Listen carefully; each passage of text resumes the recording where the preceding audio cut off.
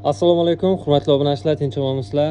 Bugun sizlarga Samarqand shahar Seliskiy Lelin bayroqdan juda ham bitta katta fermaga tashrif buyurdik. Bu yerdagi qo'ylar soni 500 dan ortiq qo'zilar boqiladi. Bugun sizlarga sovuqlarni toza Qirg'izistondan keltirilgan Arashan sovuqlaridan ko'rsatib o'tamiz. Ichidagi qo'chqorlari ham Kashtan qo'chqor, Arashan qo'chqor ikkita turibdi.